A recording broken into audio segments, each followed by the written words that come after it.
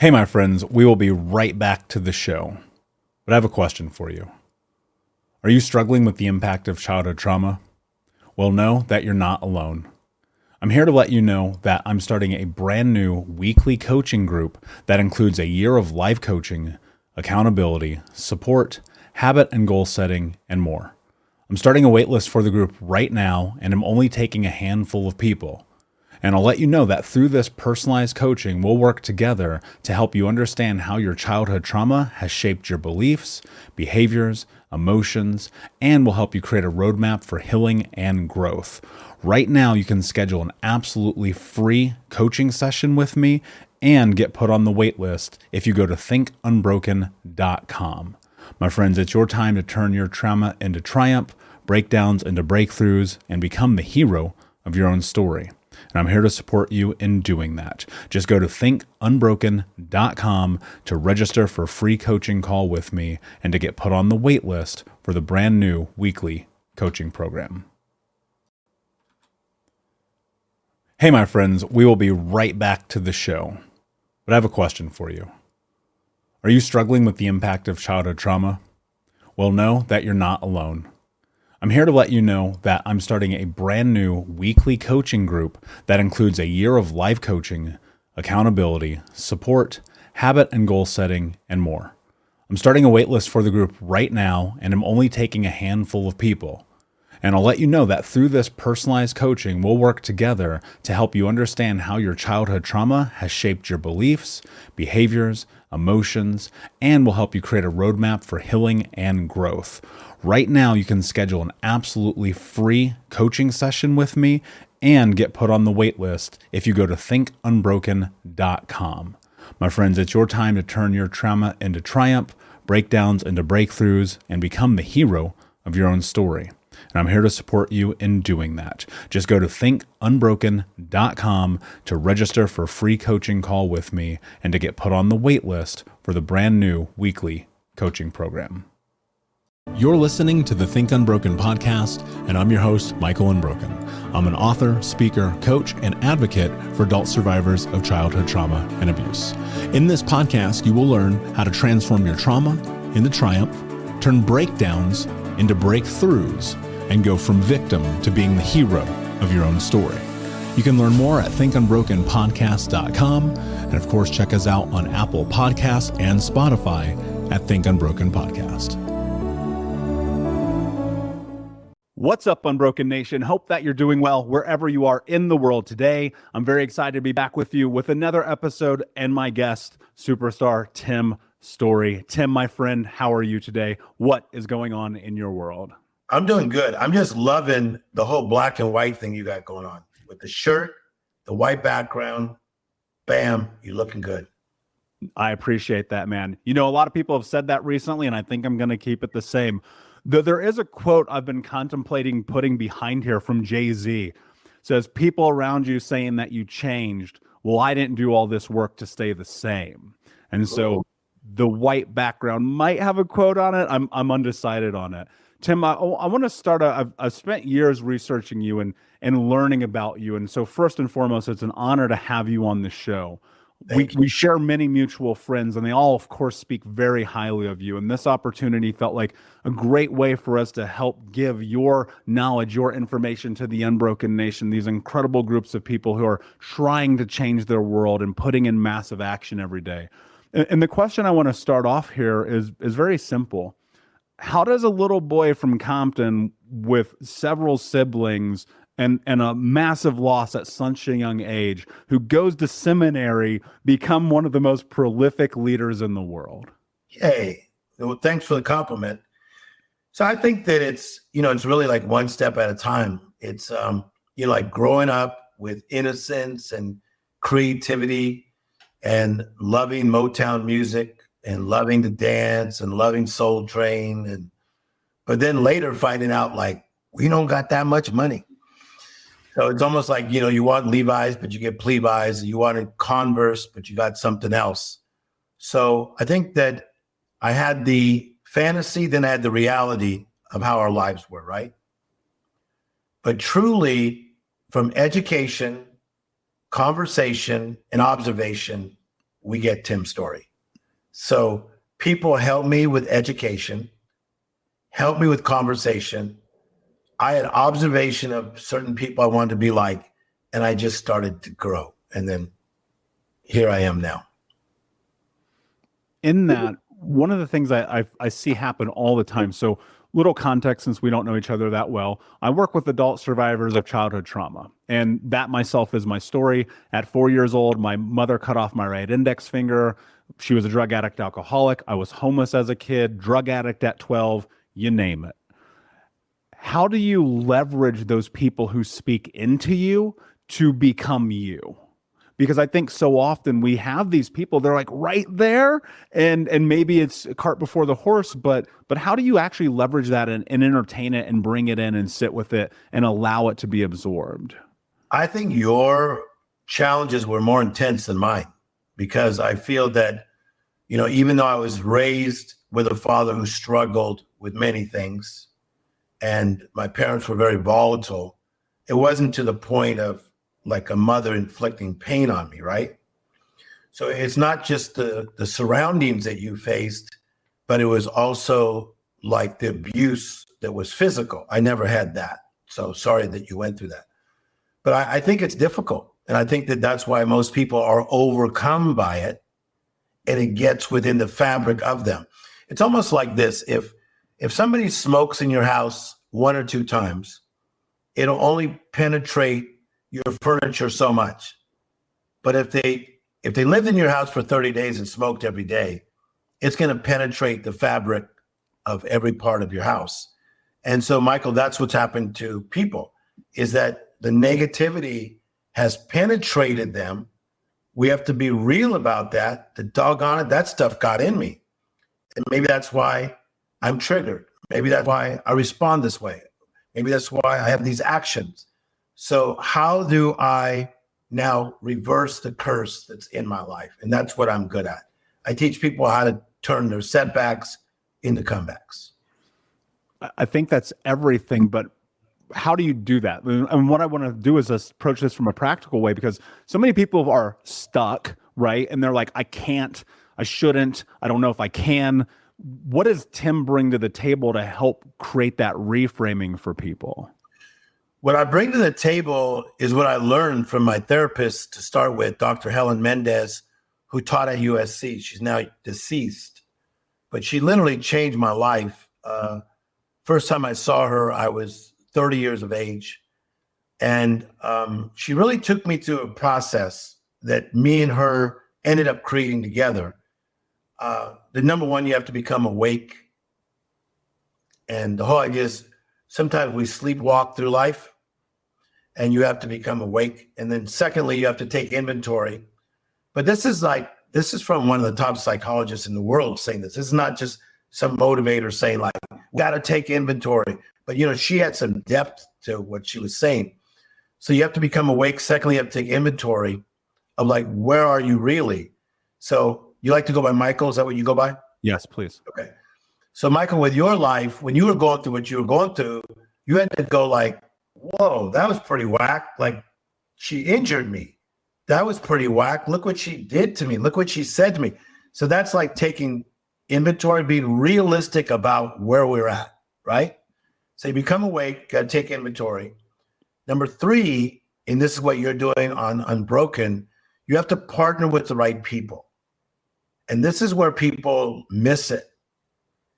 You have to partner with somebody who's stronger than you, more knowledgeable than you in this particular area that you're trying to turn your setback into a comeback. Make sense?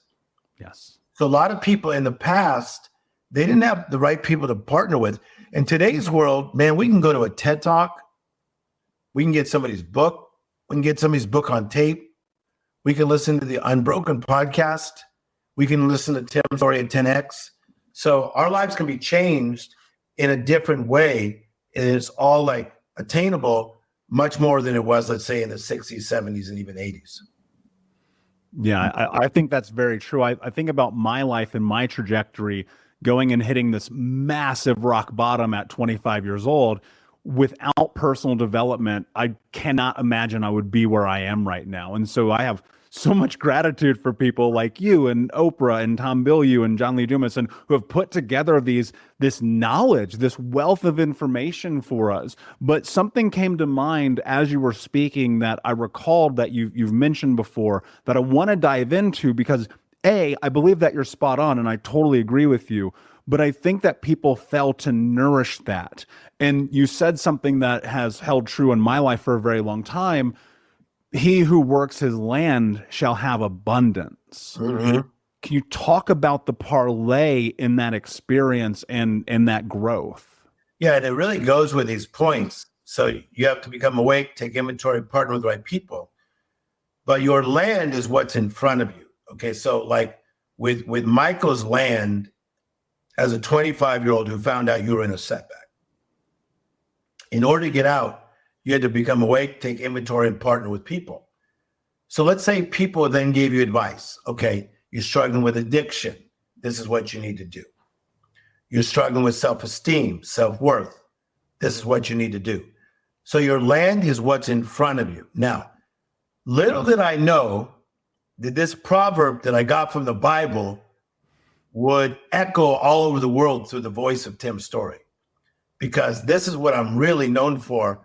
And now I've been to 76 countries of the world, and soon it'll be 79 within the next 4 months. And he who works his land is Proverbs 12:11, shall have abundance, but whoever chases fantasies lacks wisdom. That's Proverbs 12:11. To work your land means you got to plow the ground. You got to plant the right seed. You got to water the seed, then you'll get the harvest. Michael, everybody wants a harvest without the plow, plant, water. Then you get the harvest. How powerful is that? You got to plow, you got to plant, you got to water, then you harvest. What would you say to those who hear this and they look out their door and they say, well, my land is barren and burned? Well, I would say, number one, that I understand that, because it could be they were abused. It could be they lost everything because of a setback. It could be they have cancer. It could be they're struggling with anxiety, mental illness. So I'm not giving quick solutions here.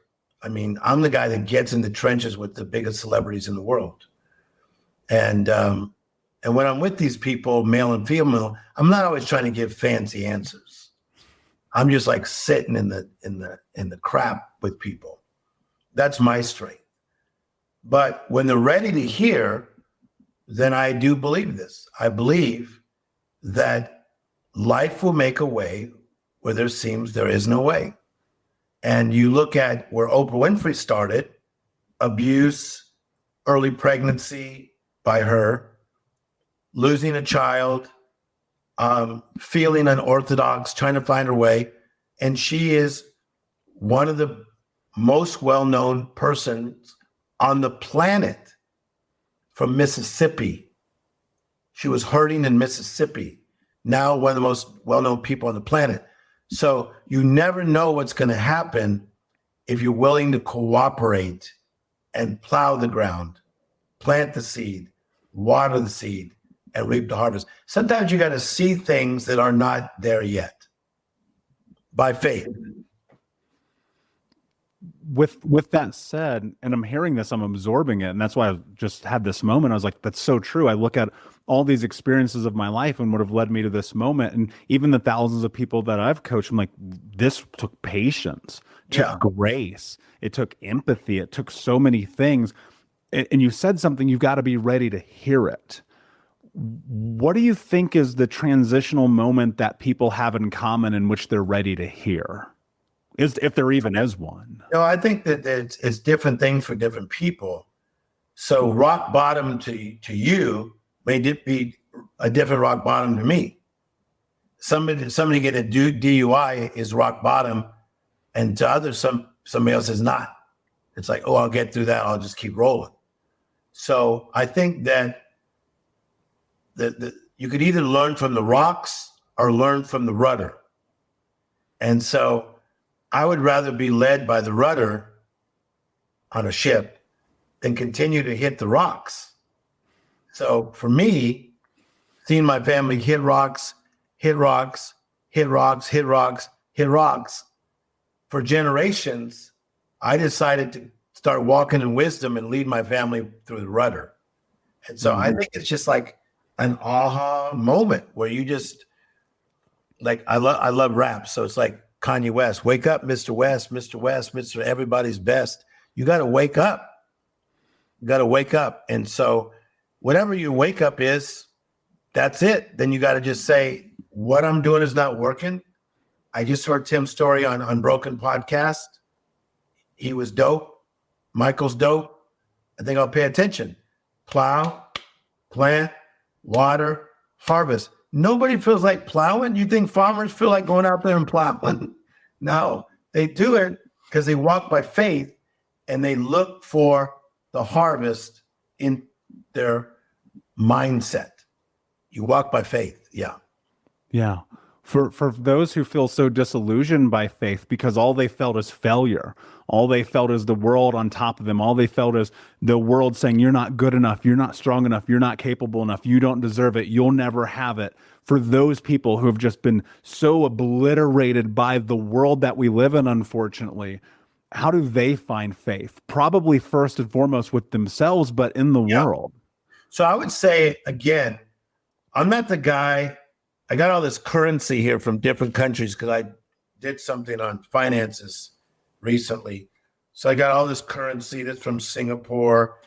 There's a queen from England, South African rand. This is the peso. This is the crown from Norway.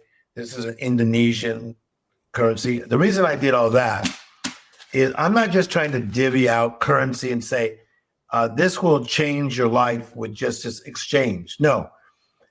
What some people are going through, your people that are listening to me, your crap is deep, man. It's deep rooted. And that's one reason your grandma never got free. Some of your parents never got free. But you got to get to the point where you just say, man, I'm sick and tired of this cycle. I'm going to find a way up and out. I'm going to find a way up and out. And if there's a way, I'm going to find that way. Michael, some people are not willing to do it. So some people are going to just stay dormant, and it's going to hit most likely the next generation. But for me, I decided to stop the insanity in my family. It's a choice. It's a choice. And this Helen Mendez, man, even though I was already successful at that age when she got me at 30, she like shook me up, man. That lady used to irritate me. She used to shake greatness, you know, and she irritated me. And she was like, do you want to be like, I mean, she really got to me. And she made me want to rise to the standard that life created me to rise to. So it's a choice. Yeah, I agree. And I think, unfortunately, it's a hard reality for people to sit in is the truth of it. Like you every day, like Tim, I quit smoking 3,000 times. You know what I mean? It was like I had not yet made the choice. I'd been contemplating it. I'd been like, oh, I'm going to quit today. And then next thing you know, boom, I'm smoking or I'm drinking or I'm whatever that thing is. And it was when I came to this place in my life, and I don't know if you'll resonate with this in any way at all. I stopped negotiating with myself. I literally looked at my life and said, I'm going to do this anyway, whether it hurts, whether there's suffering, whether it's painful, I'm going to push myself through this what I have. I think that's smart, but it has to be coupled with an accountability partner. So in everything that I do, I partner with power. Dude, we're going to talk ourselves in and out of situations. So I like, for instance, like Ben Greenfield is super good with health, like one of the best in the world. So it's nice that I get access to people like that. So I have Ben help me in certain things about health and nutrition. So I feel accountable to him. So that makes me not want to go through the McDonald's drive-through. Does that make sense? Because I got Ben Greenfield in my ear. So people need to get you in the ear as far as like being somebody who's resilient, gets back up, gets moving, gets things done. But yeah, you got to have you and the willpower, but you need the accountability partner. No doubt about it. Yeah, it's one of our very mutual friends, Brandon Dawson, talks about collaboration as the new currency. Yeah. And I think I about love that. Brandon. Hi, Brandon. Yeah, I love him too. He's an incredible mentor in my life. One of the things that actually just triggered for me as you were going through this is I remember you once saying, "I don't chase dreams, I cooperate with them." I don't Will you chase break anything. that down? I don't chase anything. Because of being in Beverly Hills for so many years, I've been rocking and rolling in Beverly Hills since 1990 with the biggest stars in the world. And I would get offered stuff. I would even get offered movie roles, like big movies, not small. And if I wasn't in the mood, I wouldn't do it. Okay. I'd get offered this, I'd get offered that. They'd say, if you go here, you're going to meet. And I'd go, I'm good. They go, what do you mean you're good? I go, no, I'm good. No, I'm working my land. I'm plowing, I'm planting, I'm watering. My harvest is coming. Here's what I believe. I'm about to blow your audience away. Okay. Here's the good stuff, guys. This is why you pay $99.95 for this podcast today. I believe this. You build your spot, and God will put the spotlight on your spot. I ain't trying to put the spotlight on my own spot. I'm just building my spot. I became so good at something, people need to come and get me. Did you just catch that?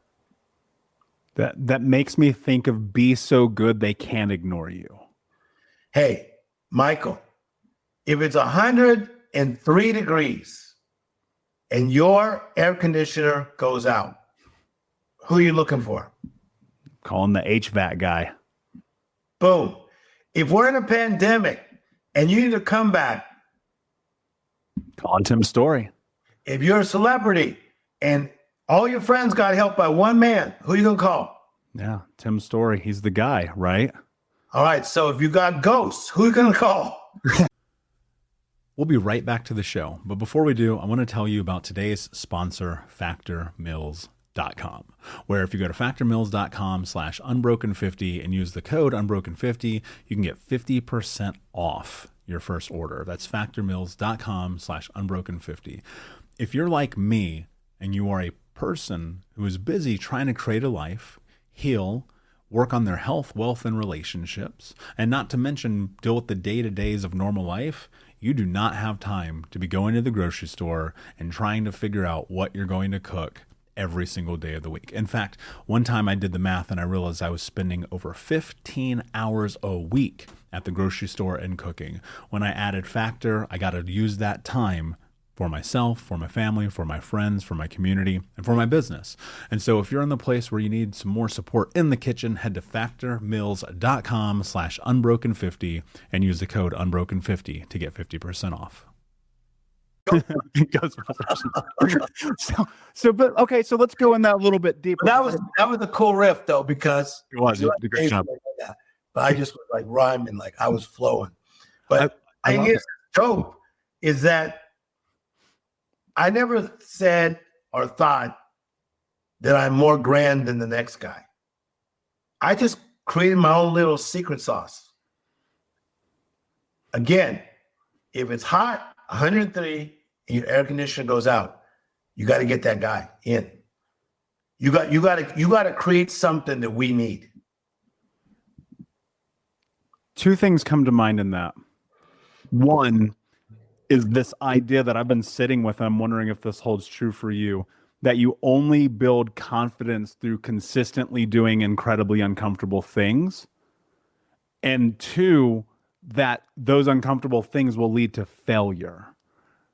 And so what I'm curious about is as you're navigating building not only your confidence in what you've done, but navigating the failure, how do you reconcile that with who you are as a person? Yeah. So I would add a Lego to what you said. You know what a Lego is? 100%. What happens? They attach.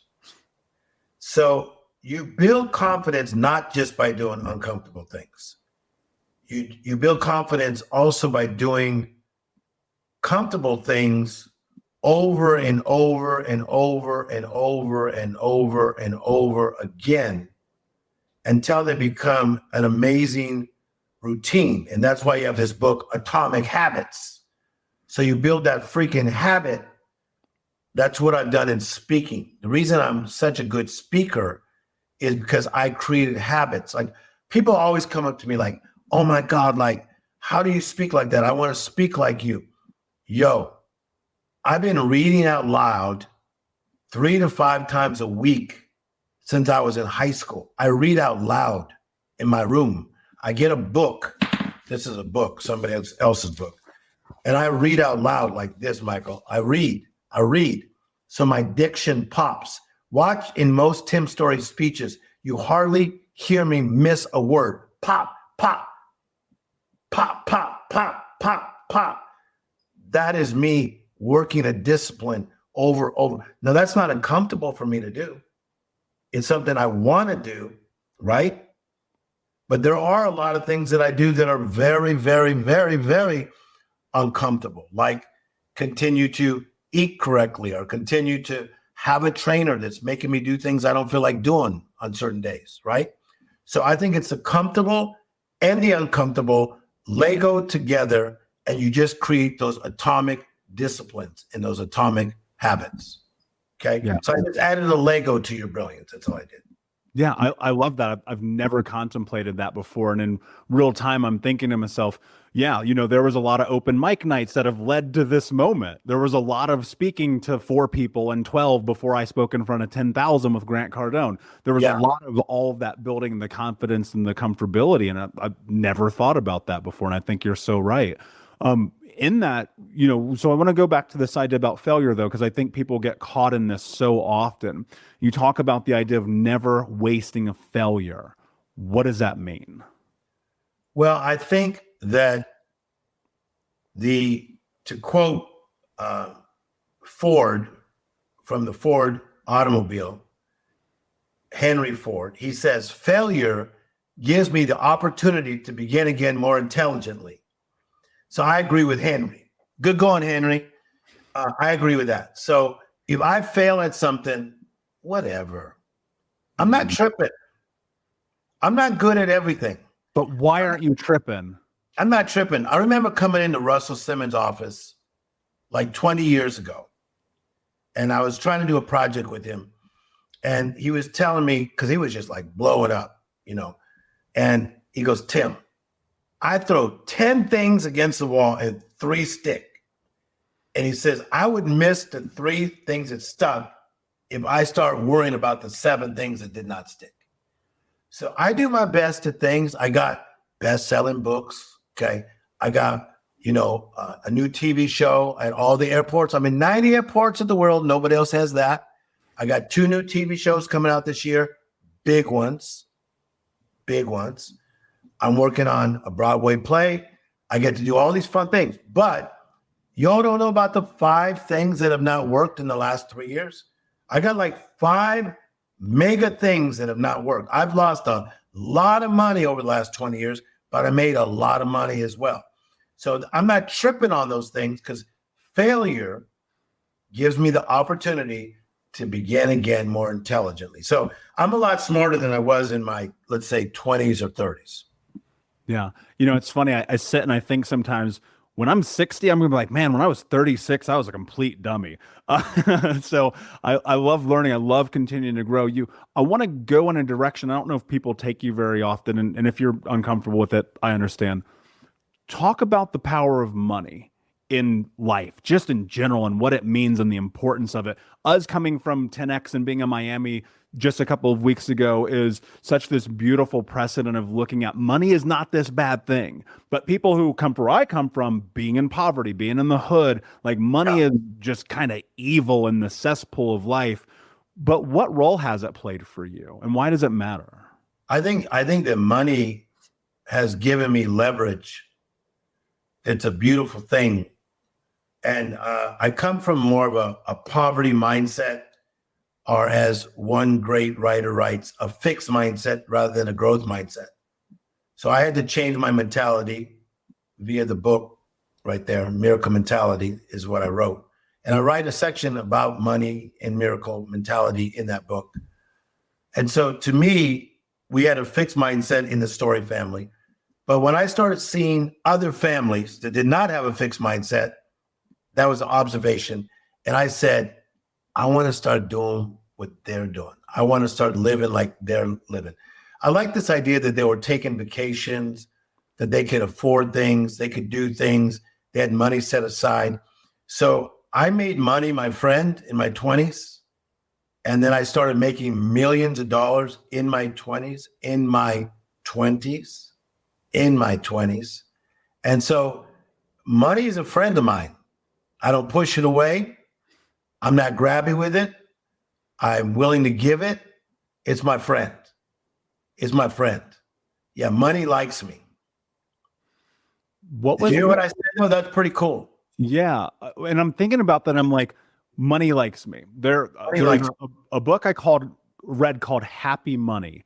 And there's this idea about being gracious and having gratitude for money in every transaction, and just simply taking a moment to say thank you, money.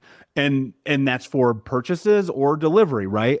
And in that, like you, I've had to have this massive shift in my mindset about it and recognizing like it's okay. Was there something pivotal that really kind of solidified that shift for you into accepting what you were observing? Yeah, because I had to see how money can work in somebody that I respected. It wasn't the show off. It was the person that was like, because I come from the Christian side, that was a good steward of their money. So I would see these families that like they gave to the church, they helped people, but yet they got a boat. That's interesting. I never seen a boat. These people got a boat, and these people are dressed nice. So I started to say that, man, money's not all bad. These folks don't show off, but yet they have this kind of leverage. So to me, I like having currency because, like, for instance, I had to go into this place the other day, and the lady held the shop open because she knew who I was. So there were 3 people that helped me. So I tipped the shop owner $50. I tipped the one person that helped me $50. That helped the other people $50. Now, I've only got like $33 worth of stuff, but I done tip $150 on a $33 purchase. Why? Because I felt like it. Because I can. Were you showing off? Not at all. I was grateful. So I like having money because if my cousin comes to me and says, man, my tooth is hurting. If I'm in the mood, I could say, you should probably go to a dentist. Well, what dentist? Well, I have a dentist. That's what I did. Then they go to the dentist. Then the dentist tells me they need all kinds of stuff done. It's going to cost all this money. Then I go, okay, let's go and do it. That's a good feeling because that's my cousin. Make sense? Yes. So I like surplus. I like more than enough because it gives me the ability to maneuver. Do you think anyone is possible and capable of being able to step into that in their own life? 100%. How? Some of the people that have so much money are silly. Come on. Some of these rappers are silly. Some of these athletes are silly. Some of these people that go to these big conferences even speak are silly. So yeah, I think a lot of it is a discipline of finding the avenue on how people started to bring in wealth. Like, come on, some of these crypto guys, they need bodyguards. These crypto Bitcoin guys, NFT guys, a lot of them need bodyguards. They're rolling deep. And some of them, they're kind of semi-smart. Some of them are very smart. Some are semi-smart. Yeah. So anybody can learn how to make money, no doubt about it. But you got to change your mentality. You got to get a miracle mentality. Do you think step into that miracle mentality is first? 100%. Yeah. You have to get to the point, again, look at me with my foreign currency. This stuff is my friend. Look, Michael, this stuff's my friend.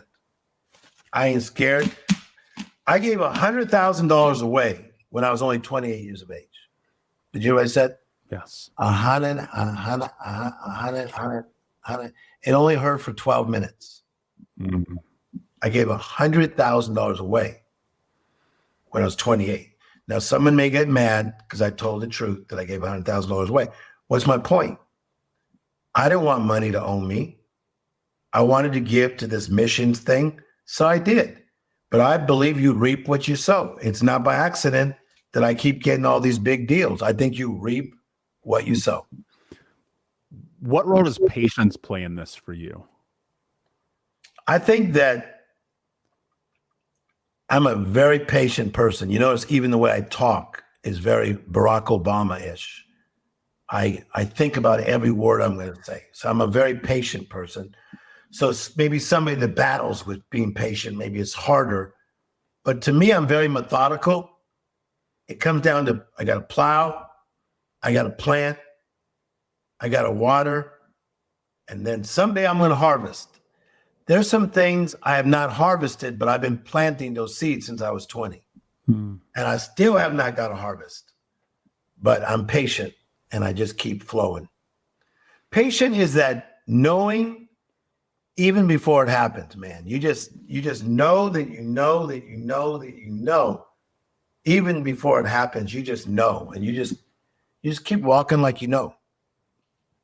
Does that knowing come from like visualization, meditation, journaling? Like where do you create knowing from in your life? My knowing comes from God. I just feel that for me, that God has a plan for my life and that there's a God idea. If I follow that God idea, the good things will happen. So I'm very elementary in this, but look at all the stuff that's happening for my life. And I've taught a lot of really famous, powerful people to live this way, and it's working for them too. So I think that you have a God idea, follow your God idea, keep working your land, and I think things start to fall into place. Not overnight, but sometimes overnight, but over a period of time, you'll find your way. Do you think that there's a level of imagination that helps you step into that? Like I think sometimes Tim, I'll give you context. I imagined you being on this show. And here we are. I've sowed this land for 4 years for this moment. Yeah. I imagined me being great friends with Oprah, and I am. I imagined it. I used to watch her, and I would say, me and her are gonna laugh. I'm gonna tell her jokes. And I do. And she laughs. And I laugh at hers. And we've even danced together. You know how cool it is to dance with Oprah? I don't, but I want to find out, Tim. Oh, no, but for real, like I get to go to her party. She has parties. But I saw it. I never chased it. I saw it. And when it happened, it was like that deja vu kind of thing that happens where I have these moments with people that I envisioned, like you're having a little bit of it now. Like here's Tim Storey coming from his house. He thinks I'm cool. He thinks I got a cool background. He thinks I got a cool shirt. He's proud of me that I'm only in my 30s and I'm making things happen. Dude, I'm busy. I'm sitting here right here because you're important. So visualization is so much a key. That's why little kids do it. Little kids visualize things. Little kids see those things that are not yet as though they are ready. Don't let anybody take that away from you, man. I visualize every day. That's beautiful. Yeah. And I sit in that and also thank you. It means the world to me that you're here. Like truly does. I sit here and I look at my life and I go, I imagine all these things all the time. And I put myself in the position time and time and time again. And then it's like, I have deja vu every day. And I think that is just so much from the willingness to imagine the possibility and not let the limiting beliefs or the fixed mindset or the background or all of the things that have led to this moment in which I should be unsuccessful be deterrents from my success. And to some extent, Tim, I just refuse it. And I wonder how much it is that you just have to refuse the negativity to be able to step into that future. Yeah, I think you have to. But I also think that, like anybody that's around me, they always hear me say step by step. Like they say, I'm trying to do this. I always say step by step, just step by step. So to me, even though it looks like I'm accomplishing a lot, I just see myself as like a human being that needs to function, that needs coaches in my life, needs spiritual direction, needs a therapist to make sure I, Don't ever do anything too crazy. Am I grateful for what I'm doing? More than I could even verbalize. Like, please, come on, somebody. But I'm just as regular as anybody else. And so are all these amazing humans. I work with the greatest humans mindsets in the world, 75, 76, 77 countries deep. And I get to be around all these uber creatives, from scientists to tech nerds to artists. And Michael, they're normal people like us, but they decide to get up and get out. Get up and get out. Very well said, my friend. This has been a phenomenal conversation. Before I ask you my last question, can you tell everyone where they can find you? Yes. So number one, Michael, great job on this interview. Interviewing somebody is not always easy. You're very, very good at this. And thank you for having me on with all the other great guests that you've had on in the past. I appreciate it. So the best way to find me is just Tim Storey. You see my name there, .com, timstorey.com. I have this new course called How to Speak Like a Master. If you want to be a better speaker, look into that. And then I have life coaching that I have all these coaches that coach people for a very affordable price, timstorey.com. Brilliant. And of course, we'll put that link in the show notes for the Unbroken Nation. Tim, my last question for you, my friend. What does it mean to you to be unbroken? To be unbroken to me means not to sit, settle, or cement yourself in the setback. To be broken is to sit, settle, and cement. To be unbroken is to have guts to leave the ruts, to quote Robert Schuller.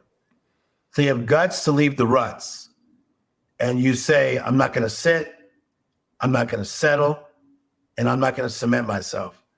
I'm going to have guts to leave my ruts. I'm going to get up and get out and not be broken. I'm going to be unbroken. Goosebumps. Brilliantly said. Thank you for being here. Unbroken Nation, thank you for listening. Please like, subscribe, comment, share, tell a friend. And until next time, my friends, be unbroken. I'll see ya. Thank you so much for listening to Think Unbroken. Please share this episode with someone who could use it and help us move forward in our mission of ending generational trauma in our lifetime. And if you would, please take 5 seconds to pop on iTunes or Spotify, hit that 5-star, leave a review, and you can also reach out to us on social at Michael Unbroken or at Think Unbroken. And of course, you can check out our YouTube channel at Think Unbroken. Thank you for being a part of Unbroken Nation, my friends, and until next time, be unbroken. Hey, my friends, we will be right back to the show. But I have a question for you. Are you struggling with the impact of childhood trauma? Well, know that you're not alone. I'm here to let you know that I'm starting a brand new weekly coaching group that includes a year of live coaching, accountability, support, habit and goal setting, and more. I'm starting a waitlist for the group right now, and I'm only taking a handful of people. And I'll let you know that through this personalized coaching, we'll work together to help you understand how your childhood trauma has shaped your beliefs, behaviors, emotions, and will help you create a roadmap for healing and growth. Right now, you can schedule an absolutely free coaching session with me and get put on the wait list if you go to thinkunbroken.com. My friends, it's your time to turn your trauma into triumph, breakdowns into breakthroughs, and become the hero of your own story. And I'm here to support you in doing that. Just go to thinkunbroken.com to register for a free coaching call with me and to get put on the wait list for the brand new weekly coaching program.